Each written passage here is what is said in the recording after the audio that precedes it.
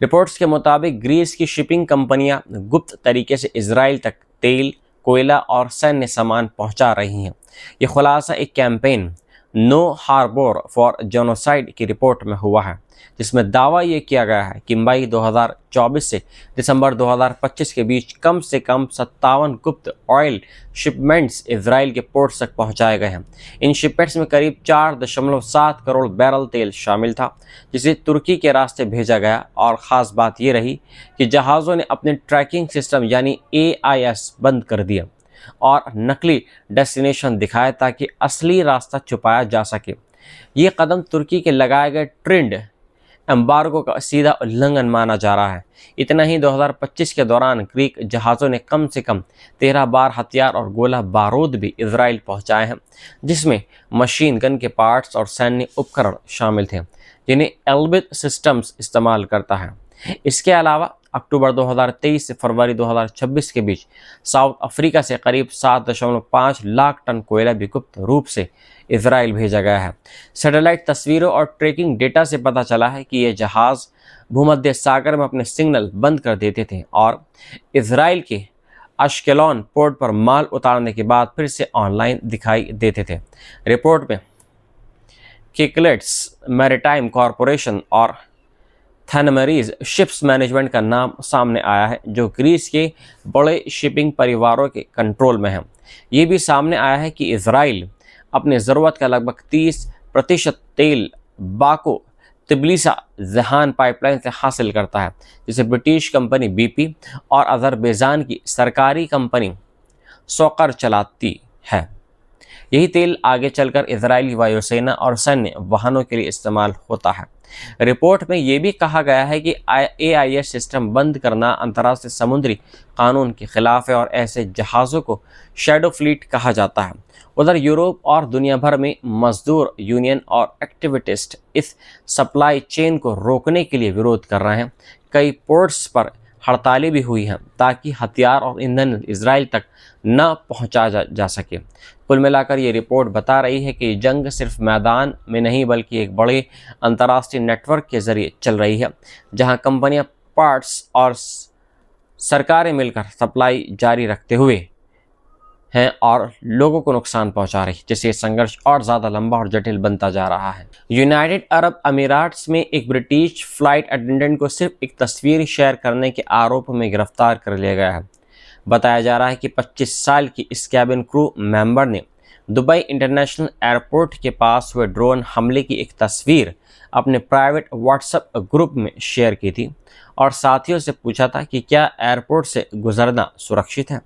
लेकिन इसके बाद UAE अधिकारियों ने उसका फ़ोन चेक किया और उसे कड़ी साइबर क्राइम कानूनों के तहत चार्ज कर लिया गया। रिपोर्ट्स के मुताबिक अब उसे 2 साल की जेल और तकरीबन $50,000 से ज़्यादा का जुर्माना झेलना पड़ सकता है। ये मामला अकेला नहीं है, बल्कि 28 फरवरी से शुरू हुए यूनाइटेड स्टेट्स और इजराइल की ईरान के खिलाफ जंग के बाद ऐसे कई केस सामने आए हैं। मानवाधिकार संगठनों के मुताबिक दर्जनों ब्रिटिश नागरिक, जिनमें टूरिस्ट, एक्सपेक्ट और एविएशन स्टाफ शामिल है, सिर्फ मिसाइल या ड्रोन हमलों की तस्वीरें या वीडियो बनाने और शेयर करने पर हिरासत में लिए गए हैं। डिटेन्ड इन दुबई नाम की संस्था का कहना है कि ऐसे मामलों की संख्या 70 तक हो सकती है। एक और मामले में 60 साल के ब्रिटिश टूरिस्ट को सिर्फ वीडियो रिकॉर्ड करने पर पकड़ लिया गया, जबकि उसने पुलिस के कहने पर वीडियो डिलीट भी कर दिया था। UAE के अटॉर्नी जनरल ने साफ चेतावनी दी है कि संकट के समय किसी भी तरह का कंटेंट शेयर करने पर तुरंत आपराधिक कार्रवाई होगी। ये कार्रवाई ऐसे समय हो रही है जब दुबई खुद को एक ग्लोबल टूरिज्म बिजनेस और डिजिटल क्रिएटर्स के हब के रूप में पेश कर रहा है। लेकिन अब सवाल उठ रहा है कि क्या ये सख्ती उसी अंतर्राष्ट्रीय छवि को नुकसान पहुंचा सकती है। जानकारों का कहना है कि बड़ी संख्या में विदेशी आबादी पर निर्भर इस देश में ऐसे कदम सभी समुदायों को प्रभावित कर सकते हैं, जो इसकी अर्थव्यवस्था की एक रीढ़ की हड्डी है। कुल मिलाकर जंग का असर अब सिर्फ मैदानों तक सीमित नहीं रहा है, बल्कि लोगों की अभिव्यक्ति और डिजिटल आज़ादी पर भी इसका सीधा असर। ईरान में सरकार द्वारा लगाया गया इंटरनेट ब्लैकआउट अब दुनिया का सबसे लंबा राष्ट्रीय इंटरनेट शटडाउन बन चुका है। ग्लोबल मॉनिटर नेट ब्लॉक्स के मुताबिक 28 फरवरी को जब यूनाइटेड स्टेट्स और इजराइल ने ईरान पर हमले शुरू किए, उसके बाद से देश की इंटरनेट कनेक्टिविटी सिर्फ लगभग 1% पर आ गई है। यानी पूरा देश लगभग डिजिटल अंधेरे में चला गया है। हालात ये हैं कि 2026 के ज़्यादातर महीनों में आम लोग इंटरनेट से पूरी तरीके से कटे रहे हैं और सिर्फ एक सीमित सरकारी इंटरनेट ही काम कर रहा है, जिसमें केवल सरकारी खबरें और कुछ बेसिक सर्विसेज मिल पा रही हैं। नेट ब्लॉक्स ने साफ कहा है कि दुनिया में पहली बार ऐसा हुआ है कि किसी देश के पास इंटरनेट था और फिर उसे पूरी तरीके से बंद करके एक नेशनल नेटवर्क पर ला दिया गया। हालांकि पहले म्यांमार, सूडान, कश्मीर और टाइग्रे जैसे इलाकों में लंबे ब्लैकआउट हुए हैं, लेकिन इतने बड़े लेवल पर पूरे देश को ऑफलाइन नहीं किया गया। यहाँ तक कि रशिया यूक्रेन वॉर और गजा स्ट्रिप के युद्ध में भी ऐसा नहीं देखा गया।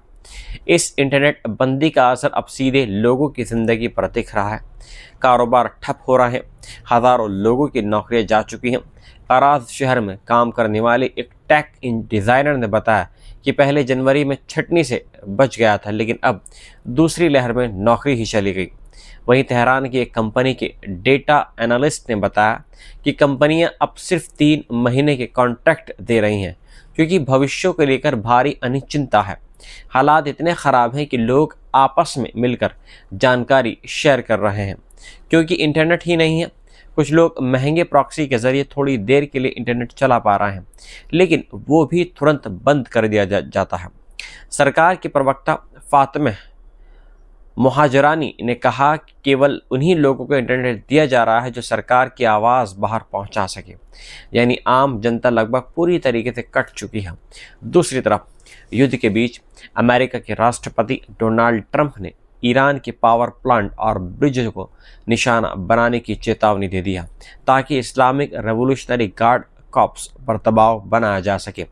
उधर सरकार अब इंटरनेट प्रो नाम का नया सिस्टम लाने की तैयारी कर रही है, जिसमें पैसे देकर सीमित ग्लोबल इंटरनेट मिलेगा, यानी भविष्य में भी इंटरनेट पूरी तरीके से खुलने की उम्मीद कम है।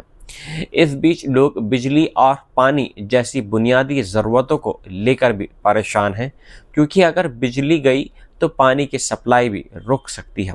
कुल मिलाकर ईरान इस वक्त सिर्फ जंग ही नहीं, बल्कि डिजिटल और आर्थिक संकट के सबसे बड़े दौर से गुजर रहा है, जहां आम इंसान सबसे ज़्यादा प्रभावित हो रहा है। खबर है नेपाल से, जहां ऊर्जा संकट के चलते सरकार ने बड़ा फैसला लेते हुए कामकाजी हफ्तों को 6 दिन से घटाकर 5 दिन कर दिया है। अब सरकारी दफ्तर और शैक्षणिक संस्थान सिर्फ सोमवार से शुक्रवार तक खुलेंगे और शनिवार के साथ रविवार भी छुट्टी रहेगी। ये फैसला एक आपातकालीन कैबिनेट बैठक में लिया गया है। सरकार के प्रवक्ता सस्मित पोखरल ने कहा कि ईंधन की कमी और असहज हालात को देखते हुए ये कदम उठाया गया है। दरअसल ये पूरा संकट यूनाइटेड स्टेट्स और इजराइल द्वारा ईरान पर शुरू की गई जंग के बाद पैदा हुआ, ये हम सभी जानते हैं, जिसने पूरी दुनिया के तेल बाजार को हिला कर रख दिया था।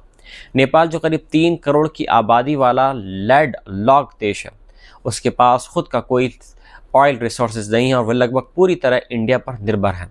ऐसे में जैसे ही अंतर्राष्ट्रीय बाजार में तेल महंगा हुआ, इसका सीधा असर नेपाल पर पड़ा। हालात ये हैं कि एविएशन फ्यूल की कीमतें लगभग 2 गुनी कर दी गई हैं और नेपाल ऑयल कॉरपोरेशन को भारी नुकसान उठाना पड़ रहा है। सरकार ने लोगों से ईंधन बचाने की अपील की है और कुकिंग गैस के सिलेंडर भी आधे भरकर बेचे जा रहे हैं, ताकि जमाखोरी को रोका जा सके। वहीं एयरलाइंस कंपनियों ने किराया बढ़ा दी है, जिससे टूरिज्म सेक्टर पर बड़ा खतरा मंडरा रहा है, जो नेपाल की अर्थव्यवस्था की रीढ़ माना जाता है। उधर सरकार पेट्रोल और डीजल वाहनों को इलेक्ट्रिक में बदलने के विकल्प पर भी विचार कर रही है, लेकिन अभी कोई साफ योजना सामने नहीं आई है। कुल मिलाकर मिडल ईस्ट की जंग ने अब नेपाल जैसे छोटे देशों की अर्थव्यवस्था और आम जनता की ज़िंदगी को सीधे प्रभावित करना शुरू कर दिया है और आने वाले दिनों में हालात और ज़्यादा कठिन हो सकते हैं, नेपाल के और दूसरे देशों के भी। डोनाल्ड ट्रंप ने ईरान को लेकर कई चौंकाने वाले बयान दिए हैं। ट्रंप ने ईस्टर के दिन एक इंटरव्यू में कबूल किया है कि यूनाइटेड स्टेट्स ने जंग शुरू होने से पहले ही ईरान के अंदर प्रदर्शन कर रहे लोगों को गुप्त तरीके से हथियार पहुंचाने की कोशिश की थी, उस वक्त जब यूरोप में अमेरिकी और ईरानी अधिकारी बातचीत की मेज़ पर बैठे थे। ट्रंप ने बताया कि ये हथियार कुर्द नेटवर्क के जरिए भेजे गए थे, लेकिन वो अपने असली लक्ष्य तक नहीं पहुंच पाए और शक है कि रास्ते में कुर्दों ने उन्हें रोक लिया। यह बयान उस समय आया है जब पहले से ही खबरें थीं कि CIA ईरानी कुर्द समूह के साथ काम कर रही थी ताकि ईरान के अंदर अस्थिरता पैदा की जा सके। ट्रंप ने पहले यहाँ तक कहा था कि अगर कुर्द लड़ाके इराक से सीमा पार कर ईरान पर हमला करें तो ये बेहद अच्छा होगा, लेकिन बाद में उन्होंने अपने रुख में बदलाव दिखाते हुए कहा कि वो जंग को और जटिल नहीं बनाना चाहते। इस खुलासे ने यह भी साफ कर दिया है कि एक तरफ अमेरिका पर्दे के पीछे ईरान में माहौल बिगाड़ने की कोशिश कर रहा था, जबकि दूसरी तरफ उसके ही अधिकारी बातचीत भी कर रहे थे। उधर ट्रंप ने यह भी दावा किया है कि ईरानी सरकार ने विरोध प्रदर्शन को कुचलते हुए 40,000 से ज़्यादा लोगों को मार दिया था। हालांकि इस आंकड़े की कोई स्वतंत्र पुष्टि नहीं हुई है। इसी बीच ट्रंप ने एक और घटना का जिक्र करते हुए बताया कि एक अमेरिकी F-15 विमान का पायलट जो ईरान के अंदर गिर गया था, उसे कई दिन चले ऑपरेशन के बाद सुरक्षित निकाल लिया गया। इस दौरान अमेरिकी अधिकारियों को डर था कि पायलट का लोकेशन सिग्नल एक जाल भी हो सकता है, लेकिन ट्रंप के बयान का सबसे विवादित हिस्सा वो रहा जब उन्होंने आम ईरानी नागरिकों को लेकर बेहद सख्त और आपत्तिजनक भाषा का इस्तेमाल किया और कहा कि हज़ारों लोग उस पायलट को पकड़ने के लिए तलाश कर रहे थे।